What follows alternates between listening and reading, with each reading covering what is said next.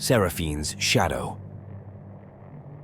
In the heart of the District of Seraphine, neon lights didn't just illuminate, they pulsed with the lifeblood of the city. At street level, the buzz was tangible, a harmony of dialects clashing with the whir of drones. Above, on the 88th floor of the Ether Spire, the elite gathered, their laughter a silvery thread weaving through the hum of opulence. They were the privileged, the untouched, but none more so than Nyx, the young queen who watched over them all. Queen Nyx, draped in robes that glittered like the city beneath her, was an enigma. Some said she was chosen by fate, others whispered of a coup that brought down the old government. Only she knew the truth of her ascension, a tale woven with threads of betrayal and the unquenchable thirst for power. At her right hand stood Kaida, her most trusted advisor, her features a mask of serenity that belied the storm brewing within. Kaida was the whisper in the shadows, the one who danced with secrets. She had once believed in Nyx's vision, in the promise of a city that could be both mighty and just. But that belief had eroded, like the old stone statues of the city's ancestors, under the relentless tide of Nyx's rule. The grand event continued, a spectacle of technology and power. Nyx delivered a speech, her voice cutting through the chatter, her words laced with promises of progress and prosperity. But Kaida heard the unspoken messages, the subtle threats to those who would dare oppose the throne. Later, in the quiet of her quarters, Kaida's facade crumpled. She pored over the documents she'd obtained, proof of Nyx's dealings with the corporations, of silent wars waged against anyone who dared to defy her. Kaida, a voice cut through the silence.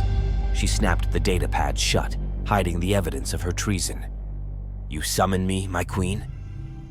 Nyx approached, her gaze as penetrating as the cybernetic lens in her left eye. "The rebels are growing bold. They think to challenge me," Nyx said, her voice a low purr. "And they will fail," Kaida responded, her voice steady. "Yes, they will," Nyx affirmed, unaware of the lie that passed through Kaida's lips. In the days that followed, Kaida met with the rebels in the underbelly of Seraphine, where the neon lights didn't reach. Their base was a labyrinth of old subway tunnels, where the stench of oil mingled with hope. The rebels were a diverse group. Some were former officials, others disenfranchised citizens, and even a few defectors from the Queen's Guard. Kaida's heart pounded in her chest as she laid out the plans on the aged wooden table. "We have a chance to end her reign," she declared, "to bring back democracy." Whispers of assent echoed in the dark, but there were doubts too, shadows of fear that clung to the walls. It wasn't long before Nyx's suspicions bore fruit. Her network of spies and informants, threaded throughout the city, captured whispers of a traitor. Nyx's retaliation was swift. She dispatched her guard, an army of women as fierce and loyal as they were skilled. Kaida's betrayal was discovered. The chase began, a deadly game of cat and mouse through Seraphine's neon-lit arteries. Kaida fled through the markets where tech and tradition clashed, vendors selling ancient remedies beside black market cyber enhancements. She dodged between stalls, her breaths ragged, her mind racing. Behind her, the Queen's Guard advanced, relentless and unyielding. Kaida's knowledge of the city's secrets gave her an edge, but it was fading fast. It was in the neon markets where her fate was sealed. A guard cornered her, the muzzle of a high-tech weapon gleaming coldly.